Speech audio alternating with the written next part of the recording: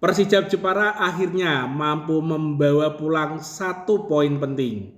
1 poin penting memang bukan kemenangan, tapi bagi Persijap Jepara hasil ini sangat berarti. Kenapa? Karena poin ini cukup untuk membuat aman sementara dari zona degradasi. Setidaknya sampai libur lebaran selesai. Persijap ada di peringkat 14 klasemen sementara dengan 21 poin. Pertanyaannya, apakah Persijap sudah benar-benar aman? Tentu jawabannya belum, karena persaingan di zona bawah saat ini semakin panas dan sangat rapat. Assalamualaikum supporter Persijap Jepara sadonya. Luar biasa, jika kita lihat klasemen saat ini selisih poin antar tim zona bawah sangat tipis sekali. Persijap Jepara saat ini berada di peringkat 14 dengan 21 poin. Persis di bawahnya ada Persis Solo di peringkat 15 dengan 20 poin. Disusul Madura dan Semen Padang yang sama-sama mengkoleksi 20 poin berada di peringkat 16 dan 17. Terakhir di dasar klasemen ada PSBS Biak dengan 17 poin. Artinya apa? Selisih poin antar tim hanya 1 kemenangan saja. Sekali tergelincir, Persijap bisa langsung terjun bebas kembali ke zona degradasi. Tapi juga sebaliknya, jika Persijap mampu meraih kemenangan, jarak dengan zona merah bisa sedikit lebih aman dan sedikit lebih lebar. Inilah yang membuat persaingan di zona bawah, papan bawah zona degradasi benar-benar liar dan tidak bisa diprediksi. Kalau kita coba lihat performa Persijap di putaran kedua, sebenarnya ada progres yang cukup baik. Dalam 8 pertandingan, Persijap mampu mencatatkan 3 kali kemenangan, 3 kali hasil seri, dan 2 kekalahan. Totalnya 12 poin berhasil dikumpulkan. Hingga saat ini Persijap dari dasar klasemen di putaran pertama sekarang mulai beranjak aman menuju ke peringkat 14 klasemen sementara BRI Super League. Performa ini menunjukkan bahwa tim mulai menemukan ritme permainan yang lebih stabil sebenarnya dibanding pada putaran pertama yang lalu. Namun tentu saja perjalanan Persijap ini masih sangat panjang. Masih ada 9 laga ke depan yang harus dimainkan. Dan setiap pertandingan sekarang bernilai sangat mahal. Meski ada perolehan poin, progres yang didapat Persijap Jepara, tapi Persijap memang masih punya PR yang besar, terutama di lini depan. Dalam beberapa pertandingan terakhir terlihat jelas bahwa Persijap ini mulai kesulitan untuk menciptakan peluang berbahaya. Build up dari belakang ke depan seringkali terputus, entah kesalahan sendiri, salah oper, salah passing, membawa bola kelamaan, dan momentum yang diambil terlalu lama dalam mengambil kesempatan ketika ada momentum. Hal ini terlihat saat melawan PSM Yogyakarta kemarin. Persijap terlihat kesulitan melakukan build up serangan dari open play, sering kandas lah.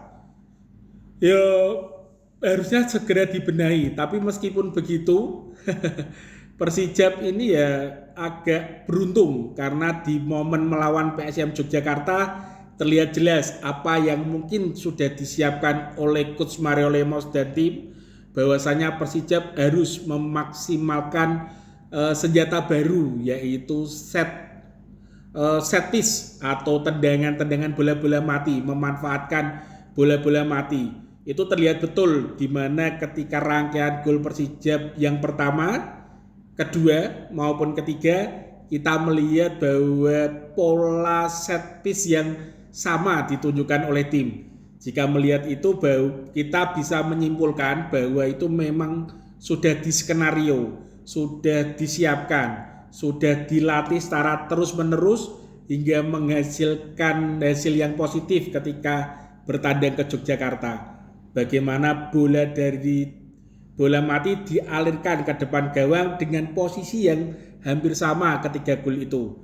Meskipun memang gol yang ketiga dianulir oleh VAR karena dianggap posisi Franka offset dan menghalangi posisi kiper Cahya Supriyadi. Meskipun kalau mau ditarik garis lurus kan disama-samakan nih sama supporter Persija Jepara. Oh, gol pertama sah kok, gol ketelu rak sah. Ya padha wae nek pengen dikulik lebih ya gol kedua Persija sebenarnya masih dalam tanda tanya. Nek padha eling gol kedua yang asisnya Diki Kurniawan melalui tendangan bebas dari sisi kiri pertahanan PSM Yogyakarta dan dimanfaatkan Iker terjadi gol, itu kan tidak dilihatkan VAR-nya. Checking VAR-nya hanya by komunikasi dari ruang VAR dengan wasit di lapangan tengah. Bahkan untuk tayangan ulang TV-nya pun hanya sekilas saja. Itu pun banyak yang mengomentari bahwa gol kedua itu kemungkinan besar offset. Tapi kita belum tahu tuntas karena memang tidak ada siaran ulang terkait gol yang kedua itu.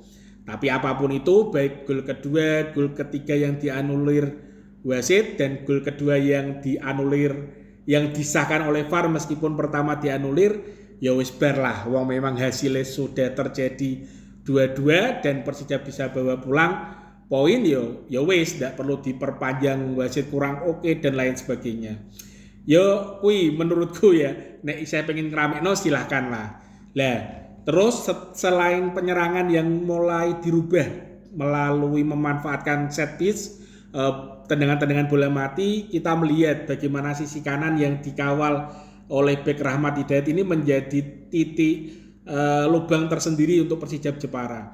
Di pertandingan-pertandingan sebelumnya kita selalu melihat misalkan seperti lawan Madura, Persebaya ketika bek kiri Firman Ramadan diserang terus, itu ada Alexis yang turun membantu. Tapi ketika kemarin Rahmat Hidayat diserang terus oleh Abioso, terlihat peran Adikri yang harusnya membantu pertahanan itu terlihat pincang.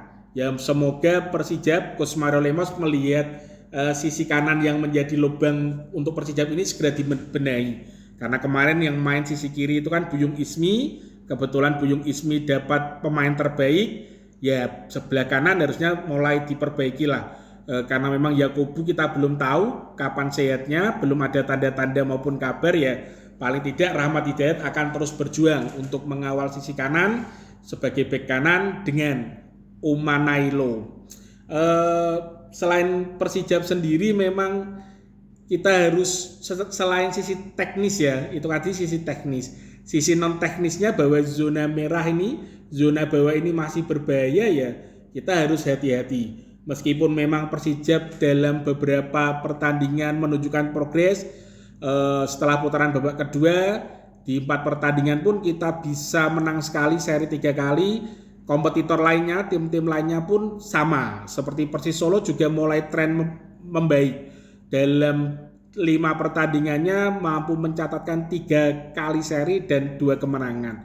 Terakhir bahkan mampu menang 3-0 atas Bali United di Manahan Solo yang mampu mendongkrak posisi Persis Solo.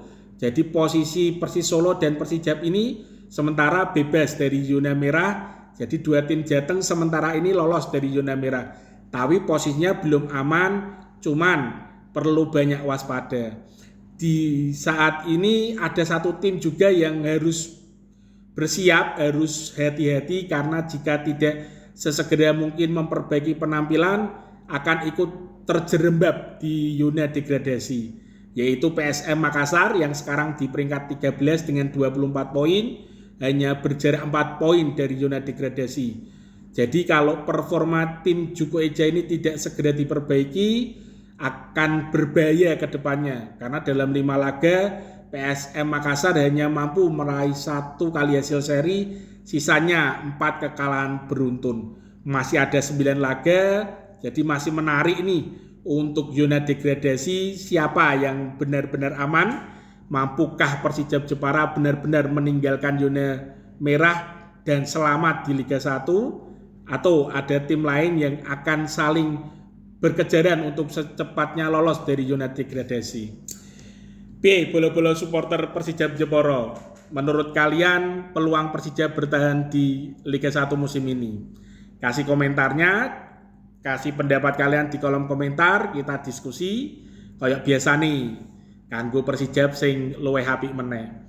Iki praise lebaran, infone Persija prei nyampe tanggal 23 Maret ya. Jadi mungkin mulai latihan meneh kok tanggal 24 selawenan kanggo mempersiapkan 5 laga ning nggone bulan April. Ngono sih kabar ko Persija Jepara. Mungkin harapannya yo pos Barbodo iki tambah menghadapi laga-laga ning bulan April engko. Ngono sih, salam waras, salam happy dan terus berkarya. Iki Jepara. Ciao.